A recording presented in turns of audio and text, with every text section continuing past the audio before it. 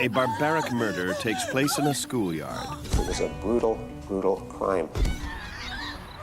The violence to the body was horrific. Strange marks cover the victim's body, indications of a savage attack. Detectives try to find the killer. Fingerprints, teeth, even concrete are all painstakingly analyzed for clues.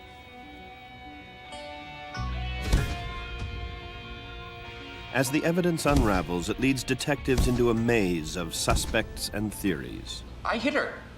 Then what happened? Didn't move. We were left with an uneasy feeling about this confession. The pressure is on the forensic team to find the truth. Because in this strange case, a confession is not enough.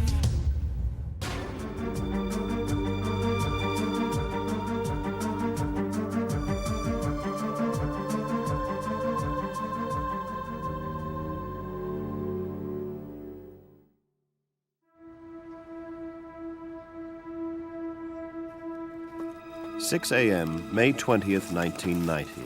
Behind Grant Park High School in Winnipeg, Manitoba, a horrific crime is discovered. Shortly after the body is found, two forensic officers, Don Boulay and Carrie Armit, arrive at the crime scene.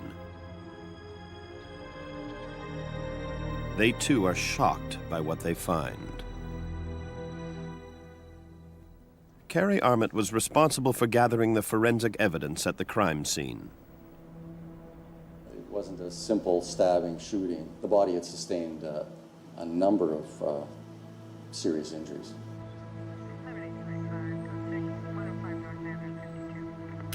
The victim is a middle-aged woman. It appears she was assaulted before she was killed. Her shirt has been pulled up over her head and her purse strap is wound around her neck. Forensic officer Don Boulay, Armit's partner in the identification unit, was responsible for photographing the crime scene. The victim was naked from the upper body down. The only thing she had on her lower body was her stockings. So it would appear that there's something of a sexual nature that had happened there as well. The savagery of the attack and the state of the victim's body convinces police that they are dealing with a vicious psychopath.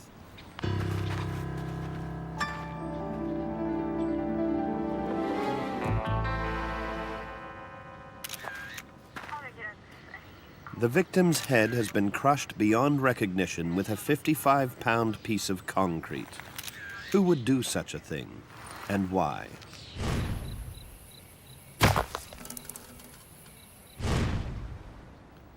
The attack was so violent, blood had spattered up to 20 feet away from the body. Whoever was present when the violence occurred to the body would have received more blood spray and tissue matter on. The officers find a pair of black dress shoes and one white canvas slip-on. They are all the same size. While Officer Armit searches for clues, his partner, Don Boulay, makes a detailed record of the crime scene. The contents of the victim's purse litter the area. Might robbery have been a motive for the assault?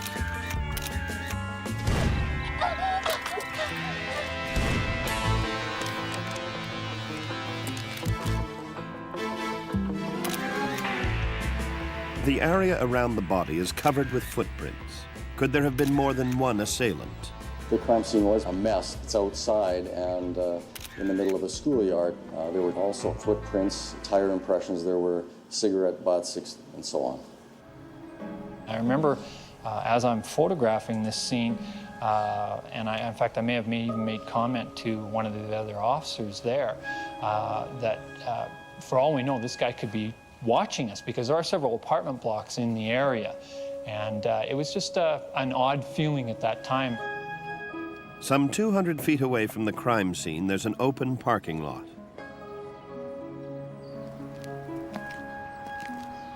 Scouring the area for any clues that might shed light on the murder, Officer Armit finds a grocery list and a $5 bill. Money generally doesn't appear everywhere in school parking lots, with my experience. It is possible that it may have been blown some distance. And of course, at that point in an investigation, you don't know what may or may not be relevant to the crime. The most relevant and vital clue they discover is the victim's identity. Her name is Shirley Andronowich. She is a 42-year-old housewife, married with children. Her home is only a few blocks away in a quiet suburban neighborhood. What was she doing out here in the middle of the night? May has been a dry month and the ground is hard. But the blows to Shirley's head are so violent that a 2-inch depression remains when her body is taken away. The community was horrified seeing that this woman was an average, I would call her a middle-aged, middle-class woman, brutalized and murdered on a school grounds. While the forensic team comb the crime scene for clues, homicide detectives try to piece together what happened and identify potential suspects. Detective Sergeant Bob Marshall led the homicide investigation. This was a particularly difficult case. We had an outdoor scene, which is always difficult, never mind one that's frequented by thousands of people on any given day. In addition to that, it was a crime that captured the attention of the city, in particular the neighborhood where it happened, just by the horrific nature of it. The first 48 hours of a murder investigation are the most crucial to picking up a vital lead. Detective Ron Oliver was Marshall's partner in the homicide investigation.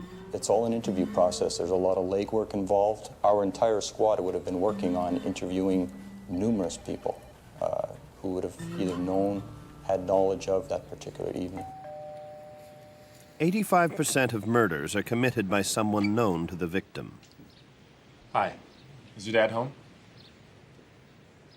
Dad! The police must now interview everyone who knew Shirley. Police are here! They start with her family. Yeah? Mr. Andronowich. Yeah? What's up? I'd like to talk to you, sir. Do you have a minute? Yeah? You know, it's a good thing you're here. My wife didn't come home last night. Could we come in, please? Yeah, sure. Ed and Shirley Andronowich had been married for 19 years. They had 3 daughters. Ed told the police that he and his wife had gone for drinks the night before at the Grant Hotel. We went to the Grant around 8 o'clock. You remember who was there? Randy Sloan, Ron Sutherland, Rick St. Germain, they were all there. Hey, with the music, eh? That's all right.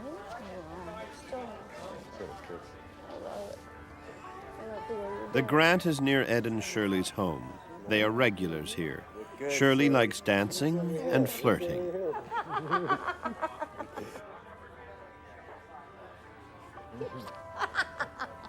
That's nice. Ed tells police he'd been drinking long before they went out that night. No good. Where you been all my life? I'm tired, let's go. Oh, I'm not tired. You go. I said let's go. And I said I'm not going anywhere. I'm having fun.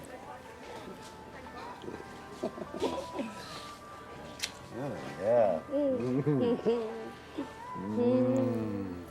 Ed leaves, angry and alone.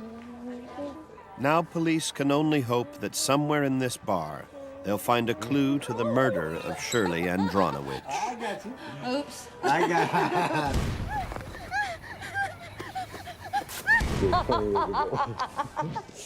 Does anyone in the bar know anything about what happened later that night? Do they know who might have killed her? Could the murderer be amongst the drinkers who were watching her that night? What the police discover will shock and surprise the whole community.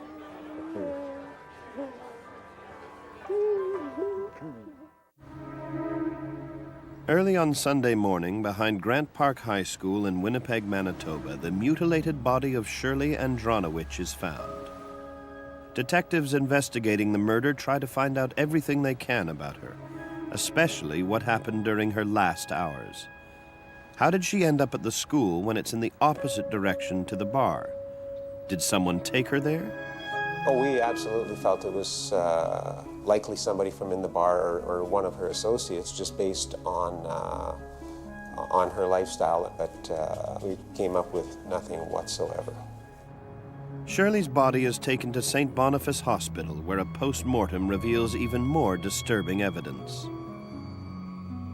The autopsy is conducted by Chief Medical Examiner Dr. Peter Markestein. As the police suspected, Shirley was violently raped, but the attacker didn't stop there.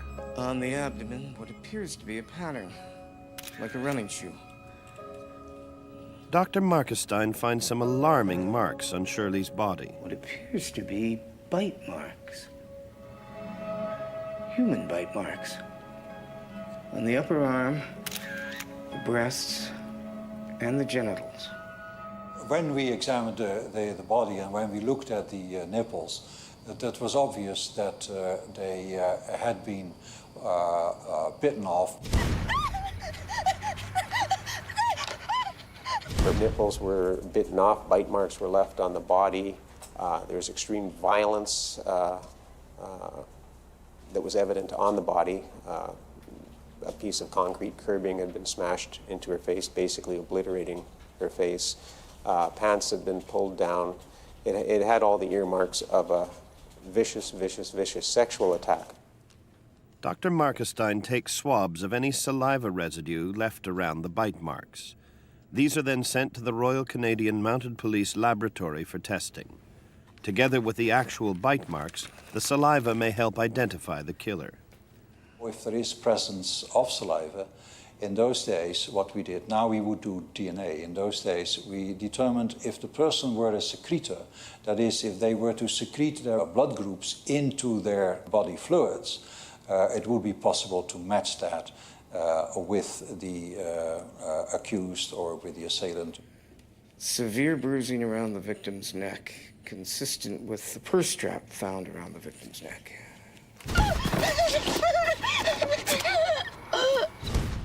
It's hard to determine whether Shirley Andronowich died from strangulation or from the repeated blows with a heavy object which crushed her skull.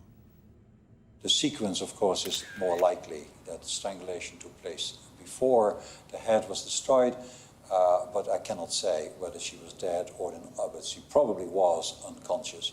The destruction of the head was, of course, overwhelming, and we reached the conclusion that that was the cause of death in this particular case. The victim's blood and hair found on the heavy piece of concrete by the body confirms that this is the murder weapon. Now the forensic team must find out if the concrete holds any clues to the killer's identity. The murder weapon is given to forensic geologist Richard Monroe. Getting fingerprints from the surface can be extremely difficult or extremely easy depending on the medium. Every type of surface will react differently to the chemistry that's contained within the oils in your hands.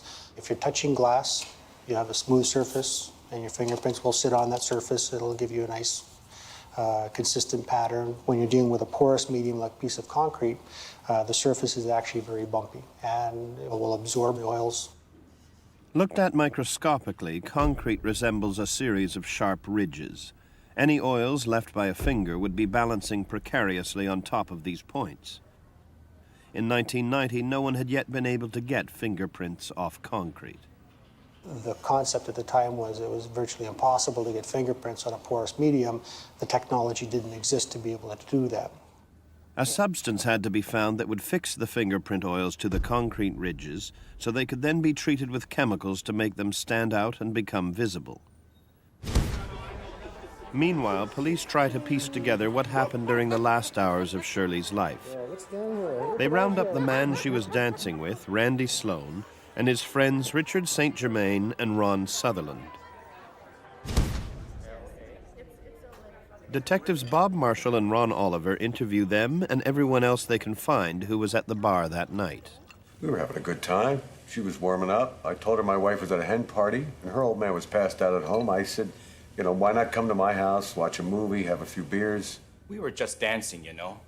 But Randy, I told him to ease off, 'cause she was married. Randy told him to get lost. Ron said, if you say it again, I'll break your arm. So I said, Ron, just go sit back down. So about 11 o'clock, I figured I'd had enough, and I asked Shirley if she wanted to come home with me. She said no. Too bad. She'd be here today. I have no idea when I left, but I went home alone. I just kept drinking, so I don't really remember too well what happened after that. Each of the men claim they left the bar alone. None of them have any idea who might have killed Shirley.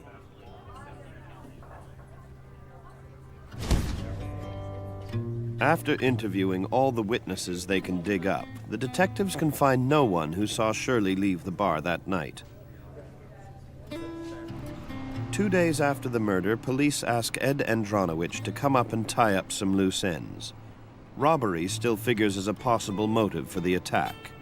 There's a number of unanswered questions. For example, she wasn't wearing wedding rings, so did she have them? Were they missing? Her purse had been gone through, so no sign of credit cards. Did she have any? No, we don't have no credit cards. Who needs the dead, eh? Marshall then shows Ed the grocery list they found in the parking lot near the crime scene. It includes cat food and litter. The Andronowiches only have pet fish. That's not her writing. As the detectives wrap up the interview, Marshall suddenly asks the question that turns the investigation upside down. So, Ed, do you have any idea who might have killed your wife?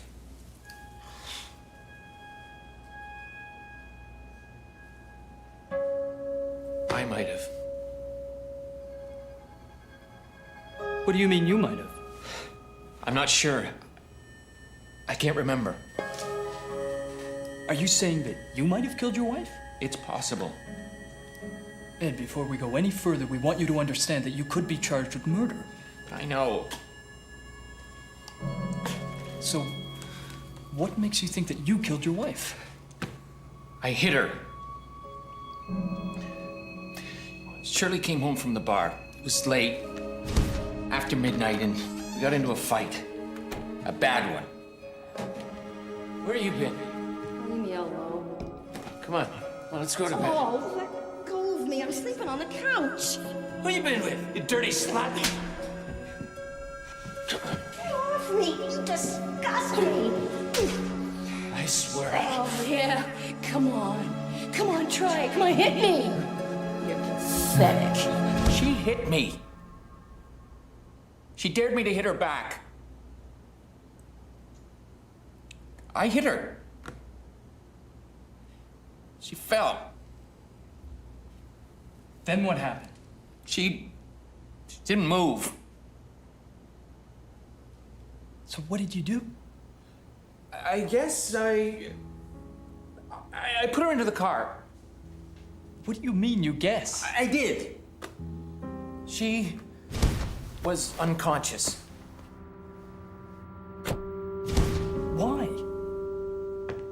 I thought she was dead. Where did you take her? I guess I took her to the school. I remember a field, bleachers.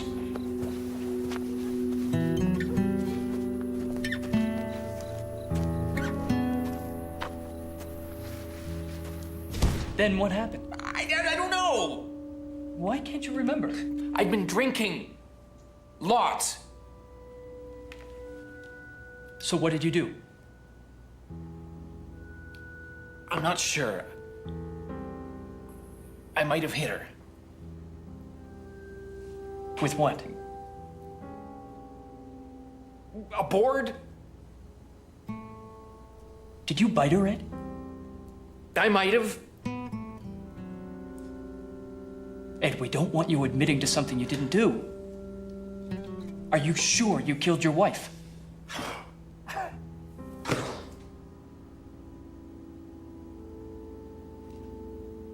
Yes. I did. Ed's confession gives detectives their first definite suspect, but it raises more questions than it answers.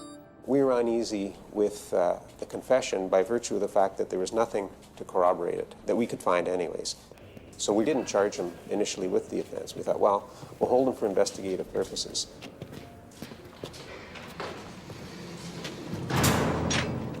The police must now prove whether Ed killed his wife or not. If they get it wrong, they will lose any advantage they have, and the murderer could strike again. The next day, detectives talk to Ed's daughter. She tells them that the day after the murder, her father gave her a bag of dirty clothes to wash. They had this smell to them. I don't know what kind of smell, okay? It's hard to describe. There were these dark stains. Like blood. I don't know. I got scared, and I don't want to think he did it. She also tells police that her parents had regular fights. Anger. Hey, I'm sleeping on the couch.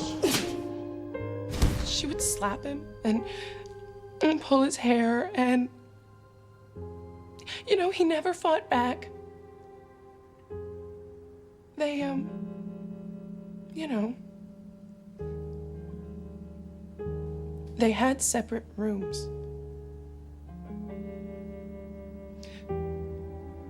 I don't want to believe he did it.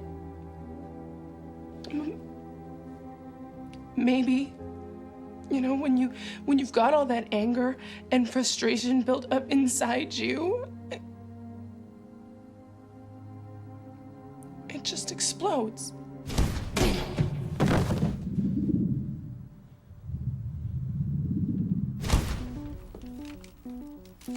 The detectives see some of Ed's and Shirley's shoes. One of them matches the white canvas slip-on found at the crime scene. On the abdomen, what appears... But none of them match the print left on Shirley's body. If Ed is the killer, whose shoe left that mark? Police have Ed's confession and his daughter's potentially damaging testimony. They now take a blood sample to compare to the blood type found in the saliva on Shirley's bite marks. The results could seal Ed's fate. Forensic officers, meanwhile, continue their painstaking search for any evidence that might support Ed's confession. They measure the tire tracks found at the crime scene and compare them to those of Ed's car. They are similar but inconclusive. Good? Okay, yeah. The inside of Ed's car is examined too. If he did use it to take Shirley to the school, there should be some evidence left inside it.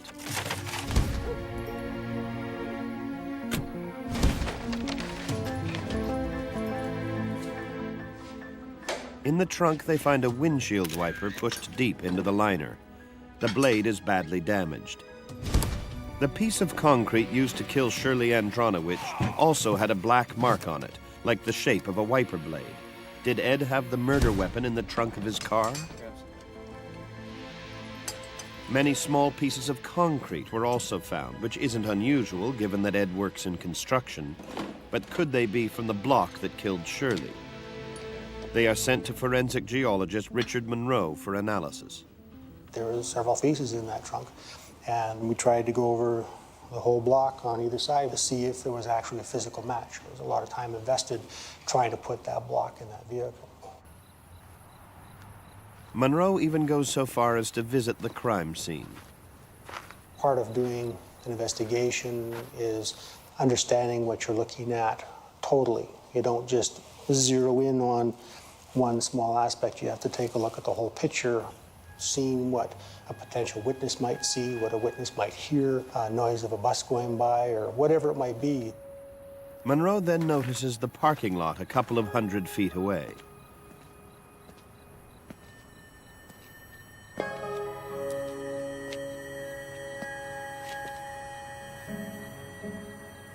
Taking a closer look, he makes a crucial discovery. I looked at the pieces in the parking lot and I saw some obvious comparatives with the parking lot abutment that was used as the murder weapon. The way the block was broken at the time of that could be a fit.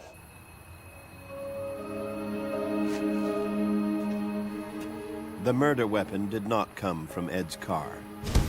It had been at the crime scene all along. Having found where the murder weapon came from, Monroe gets the company that manufactured it to make him an exact replica.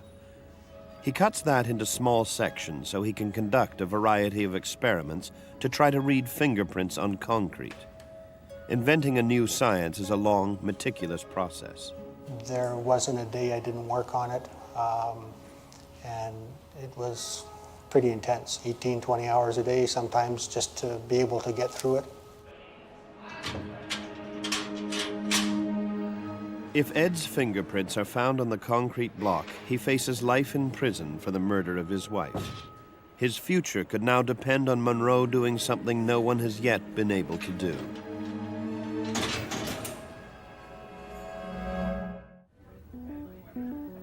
Shirley Andronowich, a middle-aged mother of 3, was brutally raped and murdered behind this suburban school in Winnipeg, Manitoba.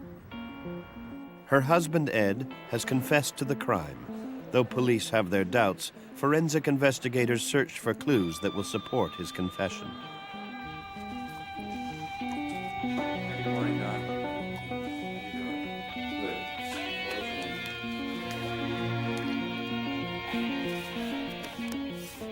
Officer Carey Armit discovers 2 fingerprints on the grocery list he found in the parking lot near the crime scene.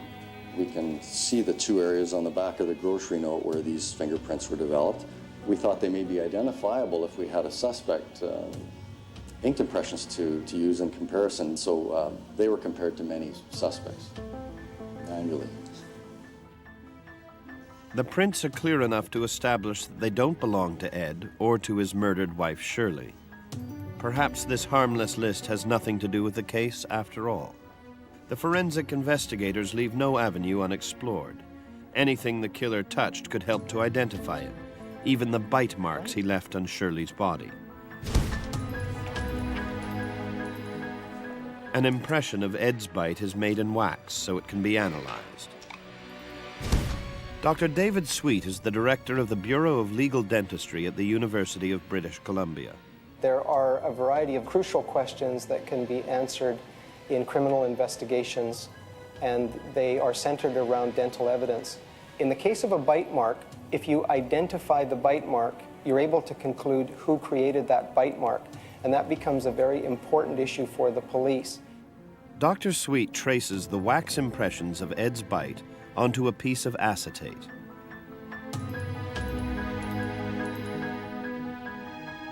He then superimposes that on a life-size photograph of one of Shirley's bite marks. This method allows him to move the position of the teeth around so as to compare them to the marks on the skin. When I did this comparison, I didn't see the type of match that I thought would be there if, in fact, these teeth caused the bite mark. I was able to conclude that this suspect could be excluded as the biter.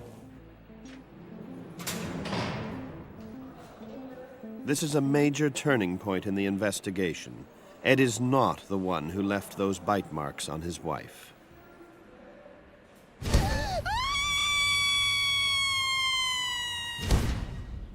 And then the final piece of evidence. The results of the saliva analysis come back from the lab. Now the investigation takes another dramatic turn. The saliva was from a person who is a so-called secretor. And by that I mean they secrete blood factors in their saliva. Shirley's murderer had B-type blood factors in his saliva. Only 6% of the population fit this profile, and Ed Andronowich is not one of them. Ed's shoes don't match the print left on Shirley's body. There was no evidence Ed had transported her in his car. Ed's teeth don't match the bite marks on Shirley's body. And the killer has type B blood. Ed does not. After 56 days in jail, Ed is finally released. The police are baffled. If he didn't murder his wife, why did he confess to it? Ed Andronowich confessed to the crime because he genuinely believed that he may have committed the offense. He knew that he'd been having trouble with his wife. He knew he'd been in a fight with her. He knew that she was dead, and he had no explanation, so it's kind of like, who else but him could have done it? It was a true whodunit murder case. It may have started out looking like a potential domestic assault, but in fact, that particular theory was proved to be wrong, and there was some person out there who had committed this horrible act and possibly may commit another similar offense.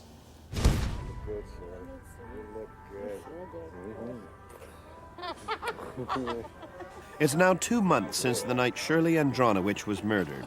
The police still have no suspect or any clue as to the identity of her killer. I'm tired. Let's go. Oh, I'm not tired. You go. You said let's go.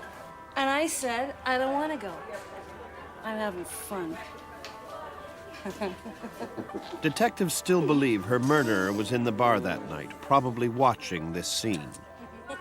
Could it have triggered the rage that climaxed in the savage rape and murder of Shirley Andronowich?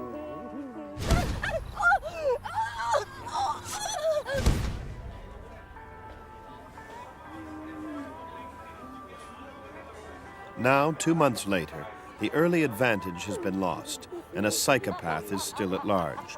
He could strike again at any time.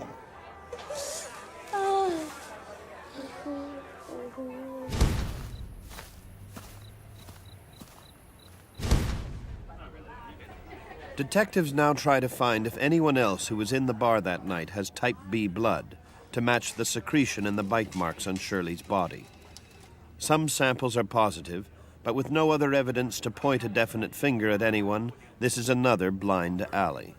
Investigators become demoralized because you can't help but have empathy for this victim and their family. Then police get the break they've been hoping for. Working on his test slabs, forensic geologist Richard Monroe has found a way to preserve and identify fingerprints left on concrete. After a lot of trial and error, it was determined that cyanoacrylate or superglue was the best fixing material to try to hold the oils in your hands on the concrete surface. Monroe now tries his test on the murder weapon. He flushes it with a chemical called Sudan Black. Its particles get caught up in the fingerprint ridges fixed by the glue, making them visible. When you watch the prints develop, it's like watching a flower bloom. It was a very personal moment. I left the lab and I walked out to the major crime area to talk to the detectives and found out I was the only one there. Everybody had gone home. So it was rather anticlimactic because you finally made a discovery that no one had tell. After 3 months' work, Monroe does find fingerprints on the murder weapon, but they're too badly smudged to be of use. It's a frantic event, so you get slippage, but at least you could tell how it was held, and that was the best we could get out of the situation based on what the crime scene gave us. The blurry image can't bring the police any closer. The investigation once again hits a dead end. Then, on August 17th, a shocking piece of news. 16-year-old Bridget Grenier is found murdered less than 50 miles from Winnipeg. It happened in June, a month after the murder of Shirley Andronowich. There are awful similarities between the two cases. Both women were beaten, raped, and bitten. It's definitely someone that's on the dark side of life that committed this offense. The man charged with Grenier's murder is one Kyle Unger. Intriguingly, the name Unger appears in Shirley Andronowich's address book. Since most murderers are known to the victim, it gives police new hope and a new direction. The similarities between the two crimes are compelling. Police also find that Unger had been in Winnipeg around the time of Shirley's murder. Could the same man have killed both women? Detectives once again review all the available evidence to try and make the vital connection. But then, checking airline records, they discover that although Kyle Unger was in Winnipeg in May of 1990, he left the city a few days before the murder. He never returned. And the Unger in Shirley Andronowich's address book is an uncle she hadn't seen in years. He is no relation to Kyle Unger. The two murders, though bizarrely similar, have nothing to do with each other. The case begins to crumble. We were carrying on with the investigation. We were chasing down a number of leads. However, none of those leads bore any fruit, and the case was starting to grow a little bit cold. Winnipeg police now ask Inspector Ron McKay of the RCMP Violent Crime Analysis Section to put together a profile of the killer. The body was found in a totally exposed area, which makes it a very high-risk crime for the offender. Risk of interruption, risk of being seen. This was a highly impulsive crime and a highly opportunistic crime. When you have this kind of crime, typically the offender will live or work in the immediate area. And the demographics of the area suggest that the majority of residents, particularly male residents, in that area are Caucasian. The bite marks on the victim were motivated by a violent sexual fantasy that the offender has been carrying around in his brain for years. And the sexual behavior was suggestive of a youthful offender. And the choice of weapon certainly suggests that you have a very powerful, physically strong offender with a sustained high level of anger. The profile was potentially very useful, but with no suspects, it was academic. As the months drag on, police need a real break if they are going to catch the killer. On the first anniversary of the murder, a TV report is broadcast to jog people's memories. The early morning hours of Sunday, May 20th, 1990, Shirley Andronowich's beaten body was found behind Grant Park High School.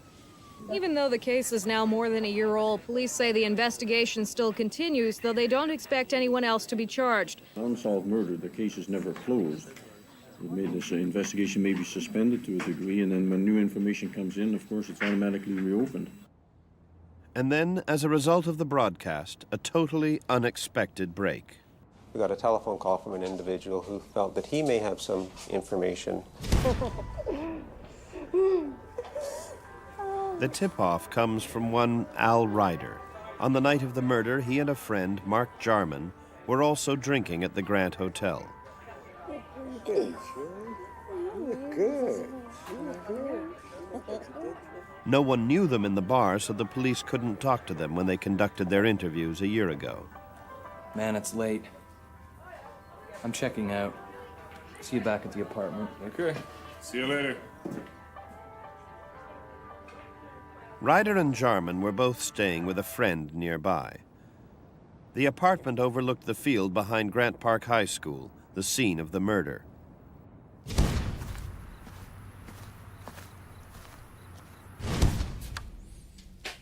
Hey, what's up? When Ryder returns to the apartment, he finds Jarman visibly shaken. What's up with you, Mark? This guy. He tried to rob me. What happened?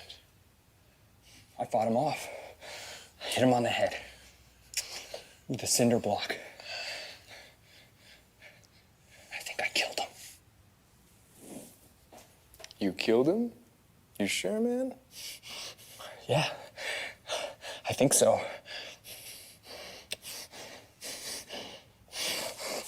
What do I do with these, man? Shh. Jarman burnt the clothes, and Ryder didn't think much more about it, until he saw the report on Shirley's death a year later. When Ryder makes the call, Jarman is already in prison just outside Winnipeg, serving time for burglary. Ryder's story gives police a new direction in this difficult case. Could this petty thief be the vicious murderer of Shirley Andronowich? The first sign that the story could have some substance comes from the seemingly innocent grocery list Carrie Armit found near the crime scene the day after the murder. It has 2 clear fingerprints on it. It turns out that the day before the murder, the mother of the friend with whom Jarman was staying asked him to get some groceries for her. She gave him $100. Jarman left her the change with the groceries. She was the owner of a cat. As Jarman is already in prison, his fingerprints are on file. Armitt compares them to the prints he found on the grocery list. 2 fingerprints on the grocery note were identified, one having been made by Mr. Jarman's left thumb and one by his left middle finger. There was enough detail to positively identify him as having made these fingerprints. Right. But Marshall knows that a print on a grocery list found in a busy public area won't tie Jarman to the murder, especially when the place he was staying was so near the crime scene. 20 hours after Ryder's phone call, the detectives go to interview Jarman in prison. We tried to be as well armed as possible before going into an interview of this magnitude for a crime of this seriousness. There's a lot riding on this interview. It's been over a year since the murder and the police haven't charged anyone yet. But for the first time in the investigation, Marshall and Oliver feel optimistic, and Jarman appears to want to talk. And I met up with the woman. We got talking. She was looking for her shoe, she said. She'd lost her shoe.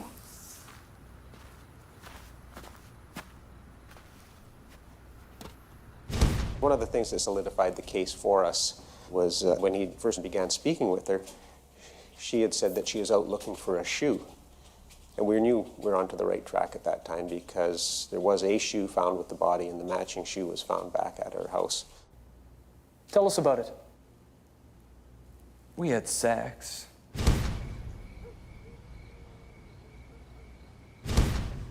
That was it. Then I got into a fight with this guy. He tried to rob me. We had a fight. That's how I got the blood on me. What about the woman? She just headed off in the other direction.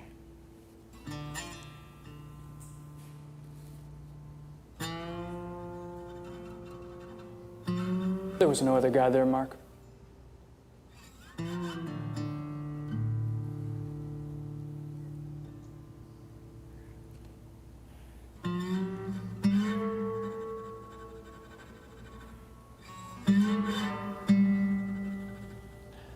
Can I get some smokes? Okay, let's take a break. I'll be right back. Could he really be the vicious killer they've been hunting for over a year?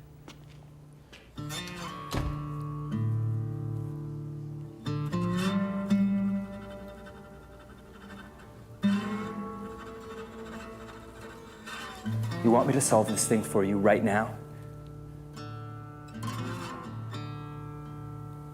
The stuff about the guy, it's bullshit.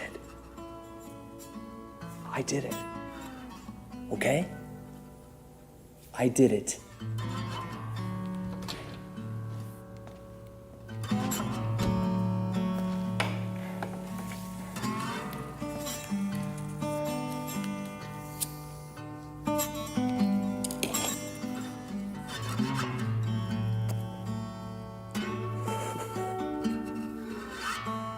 Well, Detective, do I fit your profile? What's your profile say?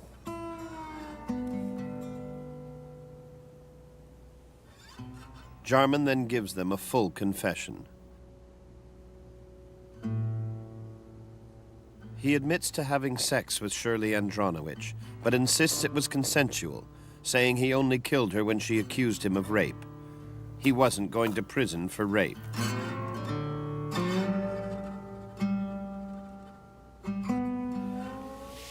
Why did you bite her? I'm not sure why I did that. It's a chilling response for such a savage attack. The nipples themselves were never recovered, and we asked him if he could help us out with that, and in quite an insulted fashion, he told us, places, well, I didn't keep them, or anything like that.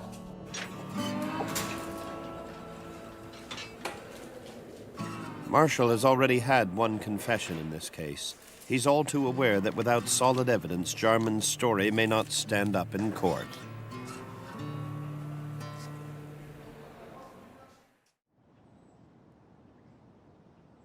Mark Jarman has confessed to the murder of Shirley Andronowich. The forensic team must now put together a solid case with which to convict him.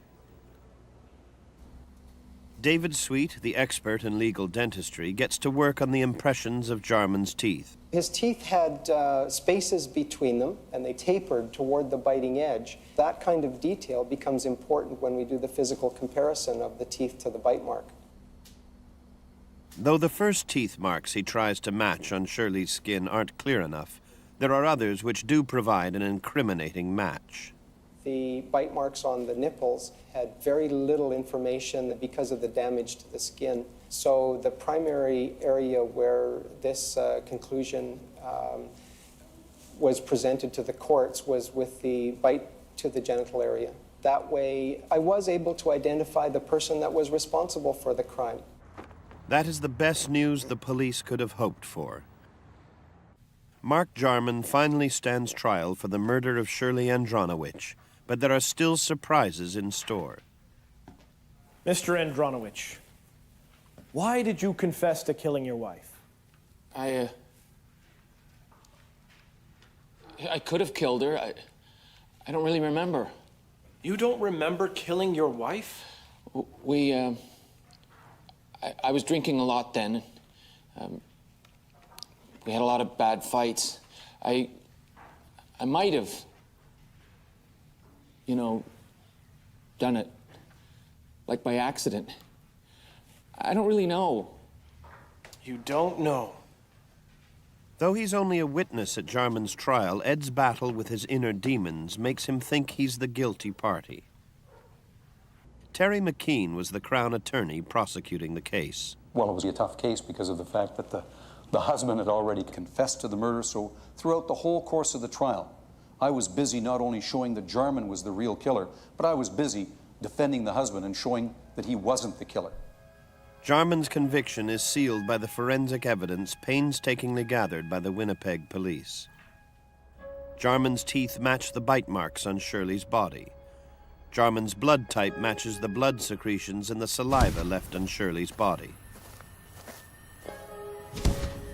Jarman's fingerprints match the fingerprints found on the grocery list. And in his statement to the police, Jarman said a number of things that only the real killer could know.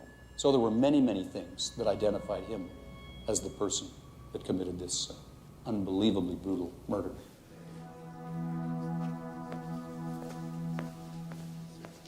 After a 4-week trial, Mark Jarman is found guilty of murder.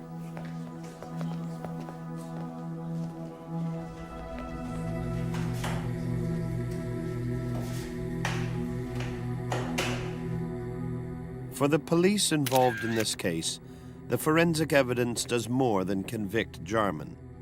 It also paints a clearer picture of what really happened that night behind Grant Park High School.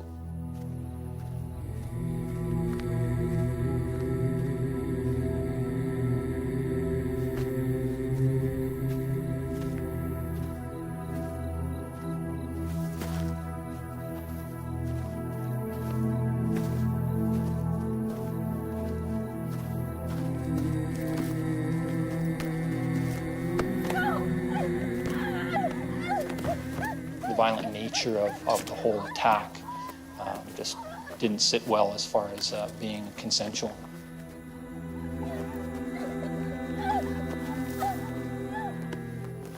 This was a rape, without a doubt.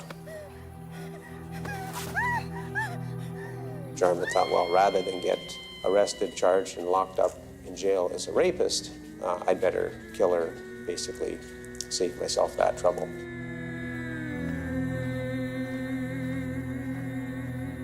And there, in the parking lot, he found the perfect weapon to silence Shirley for good.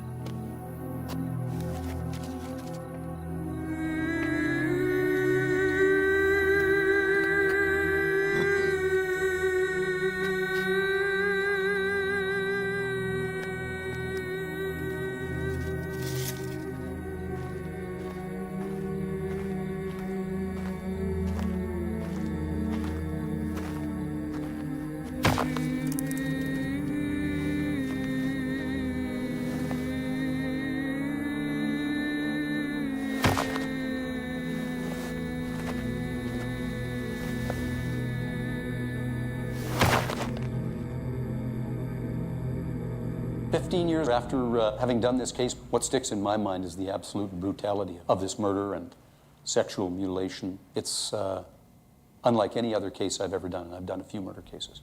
I found the Andronowich case to be a hugely tragic case and extremely challenging, in that there was so many different parts of our training that we had to put to use. With all the answers the evidence provided, there is one that may never be known. Why, even with the real killer on trial, did Ed Andronowich still think he might have murdered his wife? Perhaps it's, you know, a way of salvaging a life that's going nowhere and get some redemption for something. Maybe he feels responsible for having her out walking around in the middle of the night, and in that way he feels he killed her.